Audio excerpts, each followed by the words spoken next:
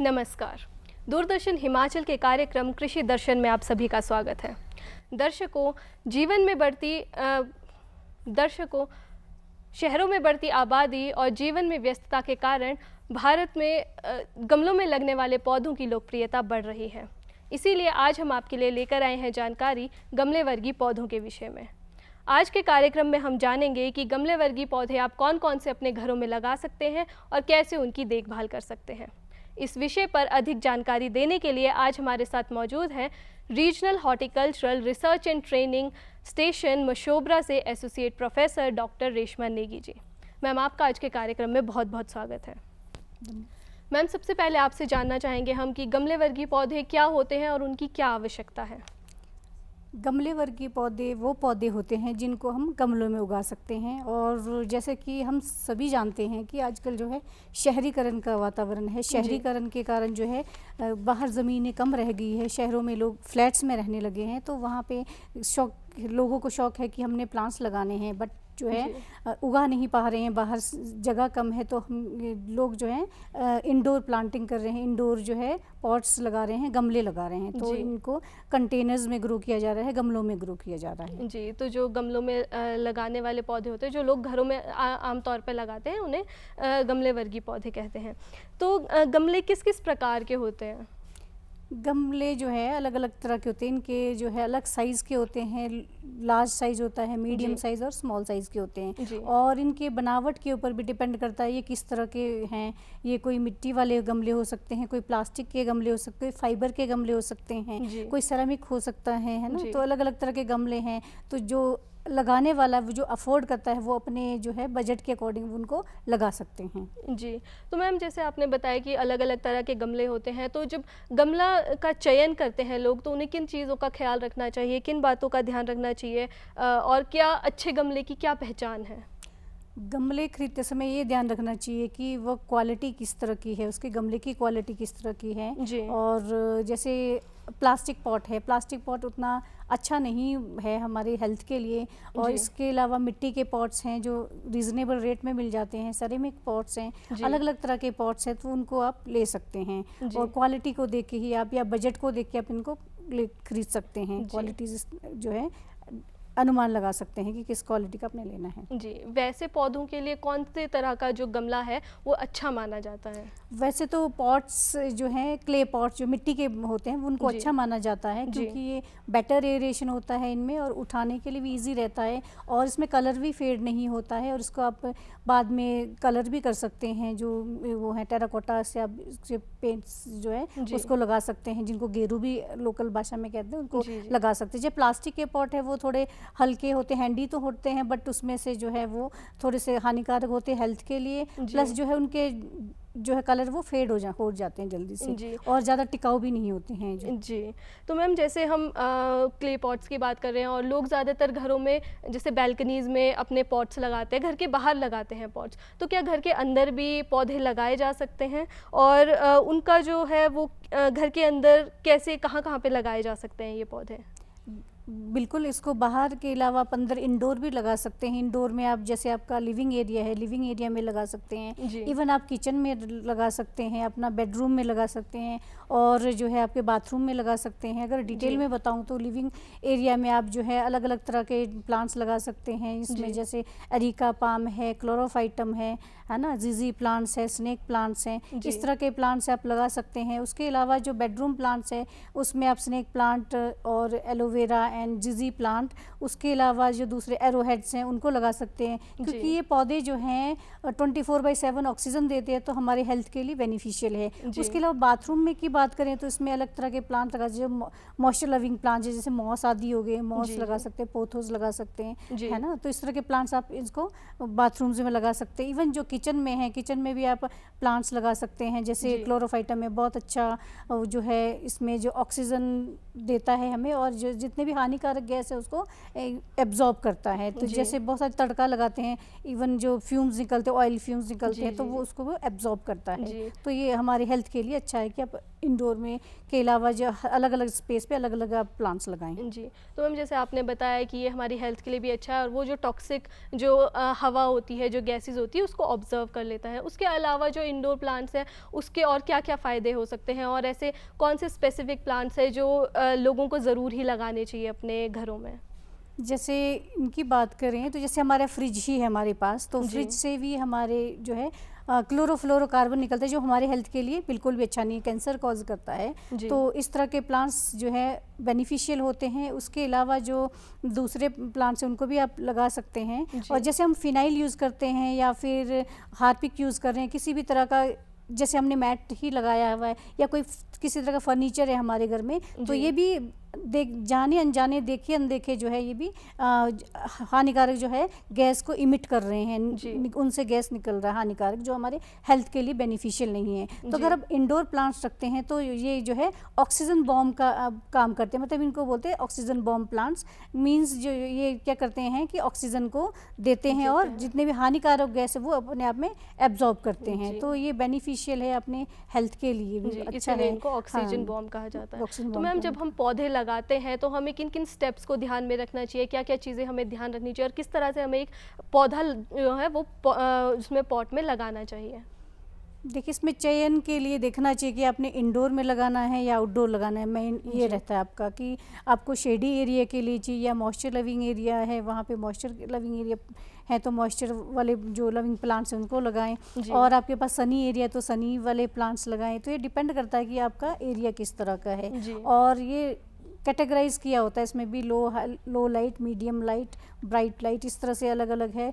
मतलब ऐसा कोई भी प्लांट नहीं है जो विदाउट लाइट के चले। तो लाइट तो रिक्वायरमेंट रहती है, डिफ्यूज लाइट की भी ज़रूरत पड़ती है। विदाउट लाइट जो है कोई भी प्लांट सर्वाइव नहीं करता है। जैसे कि हम सबको पता है कि जो प्लांट है आपका क्या है कि सन से क्या बोलते हैं, फोटोसिंथेसिस के थ्रू जो है वो कार्बन डाइऑक्साइड बनाता है। तो ये लाइट वैसे सबके लिए ज़रूरी है, बट इसकी क्वांटिटी वेरी करती है, लो लाइट, मीडियम लाइट और हाई लाइट इंटेंसिटी। तो डिपेंड करता है कि आपने किस तरह से लगाना है, कहाँ पे लगाना है, तो उसके अकॉर्डिंग प्लांट का चॉइस करके ही लगाएं, है ना। अगर आपने जैसे लगाना है शेडी एरिया के प्लांट्स तो आप इसको मोस्टली इसमें नॉर्दर्न साइड में लगाएं, है ना। और अगर आपको फ्लावरिंग वाले चाहिए या जो चाहिए फ्लावरिंग प्लांट चाहिए तो उसको आप साउदर्न साइड में लगाएं। और वेस्ट साइड में ऐसे प्लांट लगाएं जो मीडियम लाइट की रिक्वायरमेंट रहती है। तो मतलब इसमें साउथ फेसिंग, नॉर्थ फेसिंग और वेस्ट फेसिंग देख के आप इसको प्लांट को जैसे लाइट के अकॉर्डिंग इनको आप अरेंज कर सकते हैं पौधों को। जिस एरिया में ज़्यादा लाइट आती है उस जगह पे वैसे फूल या फिर पौधे फ्लावरिंग प्लांट्स लगाएं। और जैसे थोड़ा सा आपको डिफ्यूज लाइट चाहिए तो उसको वेस्ट में लगाएं। इस तरह से बिल्कुल भी थोड़ा सा और कम चाहिए तो आप नॉर्थ में लगाएं। इस तरह का जो है सिस्टम बना के आप प्लांट्स को प्लान करके लगा सकते हैं। जी, तो मैम जब हम पौधे लगाते हैं तो उसमें हमें मिट्टी का चयन कैसे करना चाहिए? क्या इसके लिए जो गमलों में पौधे लगाए जाते हैं उसके लिए क्या कोई स्पेसिफिक मिक्सचर आता है या किस तरह की मिट्टी हमें यूज़ करनी चाहिए? मिट्टी इस तरह का है, इसमें जैसे पॉट मिक्सचर भी होता है एंड पॉट सॉइल भी रहता है। पॉट सॉइल वो होते हैं जो हम गार्डन सॉइल यूज़ करते हैं। और गार्डन सॉइल में 2 भाग गार्डन सॉइल हो सकता है और 1 भाग गली सड़ी खाद और 1 भाग सैंड का हुआ। और अगर आपके पास लीफ मोल्ड है तो आप लीफ मोल्ड भी यूज़ कर सकते हैं। इनको अच्छे से मिला के आप इनको लगा सकते हैं। और इसमें सबसे पहले ये ध्यान रखना चाहिए कि जब भी हम गमला ले रहे हैं उसका जो है होल होना चाहिए, उसमें एक छिद्र होना चाहिए। अदरवाइज़ जो है पानी इकट्ठा हो जाता है और उसके कारण जो है आपका पौधा सड़ जाता है। तो ये ध्यान रखें कि पौधे को भरने से पहले ये ध्यान रखें, गमले को भरने से पहले ये ध्यान रखें कि आपको जो है उसमें जो नीचे से क्या बोलते हैं किसी भी उसका या पॉट के टुकड़ा ही रखें या फिर किसी पत्थर को ही रखें, किसी भी पीसेस को रखें ताकि उसमें से पानी ड्रेन आउट हो जाए और मिट्टी आपका लीक ना करे। तो इस तरह से ड्रेनेज होल की व्यवस्था होनी चाहिए। उसके बाद आप इसमें प्लांट लगा सकते हैं। दूसरा है आपके पास जो है पॉट मिक्सचर, आजकल बहुत ट्रेंड में है पॉट मिक्सचर। वो मिक्सचर होते हैं वो सॉइललेस होते हैं। जो सॉइललेस होते हैं वो आप रेडीमेड भी होते हैं, आप खुद भी बना सकते हैं। इसमें कोकोपीट हो सकता है, vermiculite, perlite, rock wools and बहुत सारे ऑप्शन में है, तो ये रेडीमेड भी मिल जाते हैं, आप खुद भी इनको बना सकते हैं, इवन कोकोपीट आदि यूज़ करके आप इनको बना सकते हैं। तो पर ये इसमें न्यूट्रिएंट कंटेंट नहीं होता है, इसमें ऐड करना पड़ता है slow release fertilisers very add, या रेडीमेड आप ले सकते हैं, तो रेडीमेड भी आप इसको तैयार कर सकते हैं। सॉइल लेस, मतलब इसमें सॉइल नहीं होता है और ये रोगाणु रहित होते हैं, कीटाणु रहित होते हैं जी। तो मैम जैसे हम कई बार देखते हैं कि घरों के बाहर मिट्टी नहीं होती है, तो लोग बाहर से यानी बाज़ार से भी मिट्टी खरीदते हैं, तो क्या वो जो मिट्टी है उसमें वो मिक्सचर बना रहता है पहले से ही, या फिर वो अलग से लेना पड़ता है इसके लिए? देखिए, वैसे तो आजकल ट्रेंड में है कि सारे जितने भी कंपनीज है वो रेडीमेड, रेडी टू यूज़ देते हैं। अदर वाइज आप अगर आप बनाना चाहेंगे किसी और रेशो में, तो किसी और फॉर्म में आप खुद भी बना सकते हैं, अलग अलग पोर्शन लेके अलग अलग से बना सकते हैं, अदरवाइज रेडीमेड अवेलेबल हो जाते हैं। जी। तो मैम पौधे कहाँ से लोग खरीद सकते हैं? जैसे बहुत सारी तरह के पौधे, जैसे गुलाब लेना चाहते हैं और स्नेक प्लांट है और पीस लिली है, उस टाइप के प्लांट्स है जो लोग लेना चाहते हैं, अपने घरों में लगाना चाहते हैं, वो कहाँ से ले सकते हैं? जैसे वो हैं, सभी जगह हैं, हिमाचल में हर जगह डिपार्टमेंट्स हैं। हमारे अपना डॉक्टर वाई.एस. परमार यूनिवर्सिटी सोलन है, वहाँ डिपार्टमेंट है। हमारे यहाँ शिमला में मशोबरा में regional horticulture research station Mashobra में, वहाँ पे भी गमले वाले पौधे हम काफ़ी मात्रा में तैयार करते हैं और सेल आउट करते हैं, और काफ़ी रीजनेबल रेट में इनको सेल करते हैं। उसके अलावा प्राइवेट नर्सरीज है, वहाँ से भी ले सकते हो आप जी। तो इस तरह का है। तो मैम जैसे आपने बताया कि आपके जो संस्थान है वहाँ से भी पौधे मिलते हैं बहुत सारी जगह से, तो क्या उन पौधों को लेने के साथ साथ वहीं से हमें इनके देख रेख की या फिर उस तरह की कोई गाइड मिलती है साथ में, या फिर कोई चीज़ हमें बताते हैं कि किस तरह से उसका ध्यान रखना चाहिए पौधे का?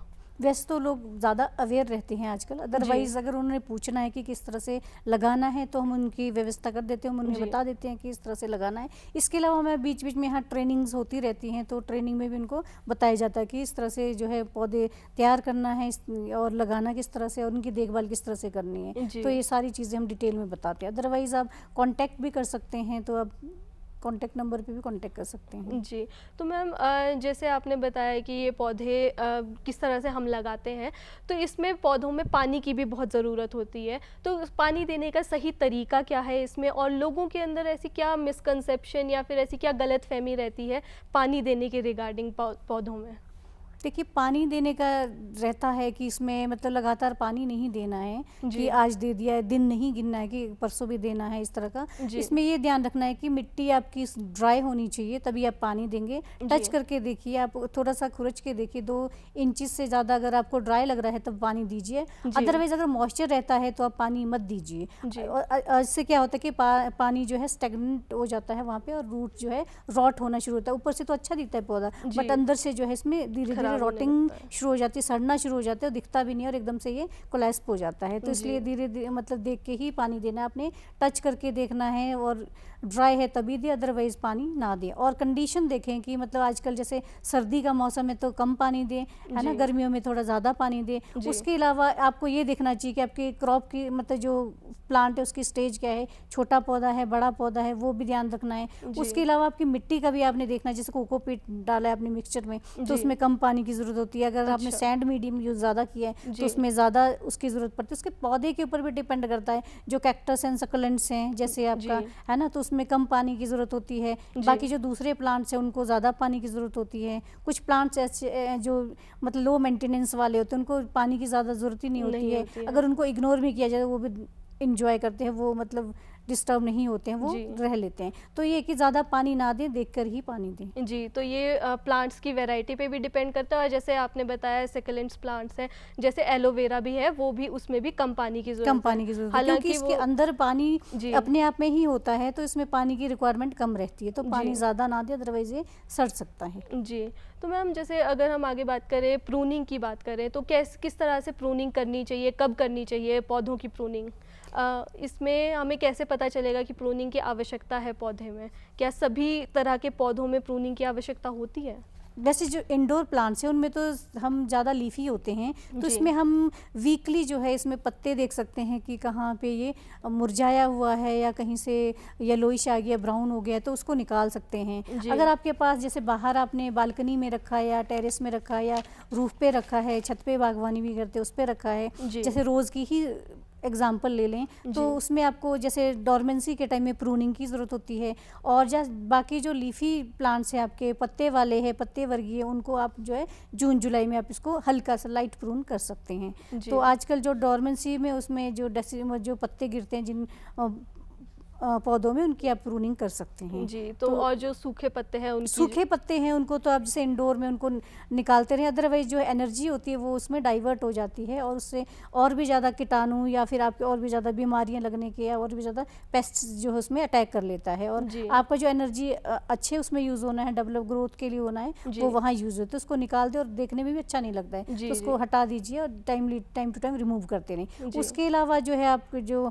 गमले में है उसमें खरपतवार ना रहने दें, खरपतवार से भी काफ़ी नुकसान रहता है। एक तो उसके लिए आपके न्यूट्रिएंट के लिए कम्पीट करेगा, दूसरा जो है वो देखने में अच्छे नहीं लगते हैं और होस्ट भी हो सकता है किसी उसका पेस्ट का, तो इसको रिमूव करते रहें टाइम टू टाइम। और इसके अलावा हुइंग करके क्या है, हुइंग मतलब आप जो है इसको थोड़ा सा लूज़ करना चाहिए, सॉइल को गुड़ाई करनी चाहिए। गुड़ाई करने से जो होता है आपका जो सॉइल है वो लूज़ हो जाएगा। सॉइल लूज़ होने से एयरेशन अच्छी होगी और जो पानी आप दोगे पौधे को वो अच्छी तरह से पौधा ले सकता है और इसमें ग्रोथ अच्छी रहेगी। तो इसलिए ये भी आपको ध्यान रखने की ज़रूरत है। जी। तो मैम जो गुड़ाई है वो पौधों में कब कब करनी चाहिए? गुड़ाई जैसे उसमें है, जैसे आजकल भी आप कर सकते हो, जैसे अब नए स्प्राउट्स आने वाले हैं ना, तो इसमें आजकल आप गुड़ाई इसकी कर सकते हैं और महीने में 25 दिनों में इस तरह से करते रहना चाहिए। इंडोर में 15 डेज पे गुड़ाई करते रहना चाहिए ताकि आपका जो सॉइल जो है वो लाइट बना रहे और एयरेशन अच्छी हो। तो गुड़ाई बहुत ही इंपॉर्टेंट है, इससे अच्छी ग्रोथ होती है प्लांट की, और इससे ये पता भी चलता है कि आपका पौधा रूट बाउंड तो नहीं हो रहा है, रूट बाउंड कंडीशन तो नहीं हो गया है। तो इसमें इस तरह पता चलता है कि किस तरह का कंडीशन आपके प्लांट का है, तो बहुत ज़रूरी है। और मैम आपने जैसे एक खरपतवार की बात की थी, तो हम आपसे जानना चाहेंगे कि ऐसी कौन कौन सी खाद है वो जो कि पौधों में डाल सकते हैं या उर्वरक डाल सकते हैं पौधों में, और कब कब डाल सकते हैं इनको? जैसे आजकल अब ग्रोइंग सीजन है, इसमें आप लगा सकते हैं, काफ़ी सारे जो न्यूट्रिएंट्स अवेलेबल हैं वो आप लगा सकते हैं। उसके अलावा 15 डेज 20 डेज में NPK जो लिक्विड होता है वो आप इसको डायरेक्टली अप्लाई कर सकते हैं, है ना, 2 ग्राम पर लीटर करके आप अप्लाई कर सकते हैं ताकि अच्छी ग्रोथ होए। और उसके अलावा नीम खली आता है, सरसों खली है, कई सारी वो हैं, वो बोन मील है, कैल्शियम के लिए अच्छा रहता है, स्ट्रक्चर डेवलपमेंट के, तो वो भी आप लगा सकते हैं, अपने प्लांट्स को दे सकते हैं। जी। तो मैम आपसे जानना चाहेंगी कि ये रीपॉटिंग क्या होता है? हमने काफ़ी अक्सर सुना है कि पौधों की रीपॉटिंग करनी चाहिए, तो ये रीपॉटिंग है क्या, और हमें कैसे पता चलेगा कि रीपॉटिंग जो पौधों को है वो रीपॉटिंग की ज़रूरत है? रीपॉटिंग में देखिए ये होता है कि आपको रीपॉट मतलब दोबारा से पॉट लगाना है, शिफ्ट करना है, तो इसमें ये कि प्लांट की ग्रोथ हो जाती है, मतलब वो रूम उसको नहीं चाहिए, उसने ग्रो हो गया है, उसने नेक्स्ट उसमें चले जाना है ना, नेक्स्ट स्पेस चाहिए उसको, तो उसमें जो है उसके पौधे का जो है वो गट ज़्यादा हो जाता है, पौधा बनने लगता है, पर स्टंटेड ग्रोथ होने की वजह से वो नहीं कवर अप कर पाता है, तो इसलिए हमें नए गमले में शिफ्ट करना पड़ता है, जो एक्चुअल गमला भी है उसके अलावा दूसरे गमले में शिफ्ट करना पड़ता है। और इसमें जो है रूट बाउंड कंडीशन आता है, एक कंडीशन रहता है, उसमें पता चलता है, जैसे इसके पॉट के नीचे से जो छेद होता है उसमें से रूट्स बाहर आने लगते हैं, या फिर पौधे के ऊपर जो तना है उसके पास गोल गोल कॉइलिंग होनी शुरू हो जाती है और पौधा बढ़ता नहीं है, तब उसमें ज़रूरत पड़ती है 2 या 3 साल में तो आपको अवश्य ही जो है रिपोर्टिंग करनी चाहिए, क्योंकि वो जो मिट्टी है आपका सारा उस जो प्लांट ने यूज़ कर लिया होता है, उसमें कोई न्यूट्रिएंट नहीं रहता है, इवन जो मिट्टी की वो है वो भी मात्रा कम हो जाती है, पूरा का पूरा कॉइलिंग हो जाती है, उसमें पूरा का गोल जो बना होता है उसमें सारा जड़ें बनी होती हैं, तो उसको शिफ्ट काट के उस जड़ों को काट के आप दूसरे नए गमले में, बड़े गमले में शिफ्ट कर सकते हैं। तो इसका कार्य करने का जो है फरवरी मार्च के आसपास कर सकते हैं या फिर जून जुलाई में आप कर सकते हैं इनको। जी। तो मैम जैसे हम पौधों में रिपोर्टिंग की बात कर ही रहे हैं, तो आपसे जानना चाहेंगे कि कैसे हम सुनिश्चित करें कि किस पौधे के लिए या कितने बड़े पौधे के लिए हमें कितने इंच का या फिर कितना बड़ा गमले की आवश्यकता है? ये साइज़ के अकॉर्डिंग होता है गमला, देखिए 4 इंच से हो सकता है आपका 30 उसका भी हो सकता है ना, काफ़ी बड़ा हो सकता है, छोटा हो सकता है, तो ये डिपेंड करता है कि आपके पौधे की साइज़ किस तरह का है, तो साइज़ के ऊपर डिपेंड करेगा। आप छोटा सा पौधा लोगे और बड़ा सा गमला लगा लोगे तो क्या होगा, उससे कि पानी ज़्यादा लेगा वो गमला और जो है आपका पौधा सड़ जाएगा, तो उसके प्रोपोर्शन में ही आपको जो है गमला लेना पड़ेगा, मतलब ऐसा नहीं कि छोटा पौधा बड़ा गमला, अकॉर्डिंग टू उसके साइज हाइट के आपको प्लांट को सिलेक्ट करना पड़ेगा। तो जितना बड़ा पौधा उतना ही बड़ा गमला चाहिए होगा। जी। तो मैम जैसे हम बात कर रहे थे, कीटों की बात की थी आपने कि इसमें कीट भी लग जाते हैं, तो कीट और बीमारियों से बचाने के लिए क्या क्या कदम ऐसे जो है उठाने चाहिए जिससे पौधे स्वस्थ रहें? कीट और इसमें जो है कीट्स की वजह से इसमें थ्रिप्स आते हैं, माइट्स, मेलीबग करके काफ़ी सारे जो है काफ़ी सारे रहते हैं, इनमें प्रॉब्लम्स रहती है। तो जैसे ही हमें दिखते हैं कुछ तो हम इसको हैंड पिकिंग कर सकते हैं, मतलब जैसे एफिड दिख गया आपको, है ना, छोटे छोटे साइज़ के होते हैं, उनको आप पत्ते में दिखे तो पत्ते को उठा के आप निकाल सकते हो। और अगर आपको लगता है कि पूरा का पूरा गमला भर गया है आपका उससे एफिड से या किसी भी वाइट फ्लाई से, तो उसको उठा के बाहर रख दो, साइड में आइसोलेट कर दो उसको, है ना, बाकी प्लांट से। अगर आपको लगता है कि ज़्यादा ही कुछ प्रॉब्लम है तो आप इसमें स्प्रे कर सकते हो, इंसेक्टिसाइड स्प्रे कर सकते हैं, या फिर नीम ऑयल होता है इंसेक्टिसाइड जो बायो पेस्टिसाइड है, उसका आप यूज़ कर सकते हैं। तो 15 डेज़ के इंटरवल पे आप इनको कर सकते हैं। इसके अलावा बीमारियां हैं, फंगस काफ़ी तरह के लग जाते हैं, पाउडरी मिल्ड्यू आ जाता है, ग्रे मोल्ड आ जाता है, कई तरह के मोल्ड्स आने लगते हैं। तो ये तो बरसात के टाइम पे आता है, मोल्ड्स जो भी है इस तरह का है, तो उनको भी आप जो है पौधा को देख के आप सिलेक्ट कर सकते हैं। कुछ डिस्टॉर्टेड आपका पत्ता है उसको आप साइड में निकाल सकते हैं। अगर ज़्यादा ही प्रॉब्लम लगे तो उसमें स्प्रे आदि कर सकते हैं। जी, स्प्रे करके, और जो भी इन्फेक्टेड पत्ता है या फिर प्लांट है उसको अलग कर सकते हैं। जी, तो मैम जैसे हम देखते हैं कि बहुत घरों में अब पौधे लगाए जाते हैं गमलों में, और उनकी देखभाल भी काफ़ी अच्छे से लोग करते हैं, लेकिन ऐसी क्या गलतियाँ लोग कर देते हैं पौधों की देखभाल करते हुए, वो आपसे जानना चाहेंगे। ये एक्चुअली इसमें ये रहता है कि लोग ये सोचते कि हमने पानी देना है तो दूसरे दिन तीसरे दिन, मतलब पानी का मुझे लगता है कि इंडोर में तो पानी का ही बहुत ज़्यादा रहता है कि पानी देना है। वो चेक नहीं करते हैं कि कितना पानी है, किस तरह का है, वो चेक ज़रूर करें। उसके अलावा जब आप गमले भरते हैं उसमें होल का ध्यान रखें कि होल होना चाहिए, अदरवाइज पानी देते हो पानी स्टेगनेंट हो जाता है, वहाँ खड़ा हो जाता है उसमें, और आपका रूट धीरे धीरे सड़ने लगता है, इस तरह का है। उसके अलावा आप कहीं बाहर जा रहे हैं तो आपके ध्यान रखना है कि आपने पानी दे के जाना है, या किसी को अपॉइंट कर दें कि पानी आपने देना है, इस पौधे को इतना पानी देना है। या फिर विंटर्स है, आपने खिड़कियों के पास प्लांट्स रख दिए तो वो ठंड से, क्योंकि वो टेम्परेचर मेंटेन नहीं कर पाएगा, तो वहाँ वो धूप में ठंड की वजह से वो हो जाएंगे, है ना, उसमें ठंड लग जाएगी, वो खराब हो जाएंगे पत्ते। और गर्मियों में भी अगर आप खिड़की के पास ज़्यादा रखते हो तो वो भी इस तरह का प्रॉब्लम कर सकता है कि बहुत ज़्यादा स्कॉर्चिंग लाइट की वजह से जो है पत्ते बर्न हो जाते हैं। तो इन चीज़ों का आपको ध्यान रखना है, तो काफ़ी ठीक रहेगा। जी, तो मैम जैसे आपने गर्मियों की बात की है और अभी कुछ महीनों में गर्मियां भी आने ही वाली हैं, तो आपसे जानना चाहेंगे कि पौधों में, गमले वर्गीय जो पौधे हैं उनमें लोगों को क्या टेक्निक्स उनको अपनानी चाहिए, या किन चीज़ों का उन्हें ध्यान रखना चाहिए जिससे उनके जो पौधे हैं वो सूखे ना और अच्छी ग्रोथ उनकी होती रहे गर्मियों में भी? गर्मियों में ये है कि जैसे कुछ प्लांट्स हैं, शेड लविंग प्लांट्स हैं, उनको तो आप शेड नेट के नीचे ही रखें, है ना। कुछ प्लांट्स इस तरह के हैं जो आपको धूप में ही खिलेंगे, जैसे कैक्टस आदि की, सकलेंट्स की बात करें तो ये आपके धूप में ही टिके रहेंगे।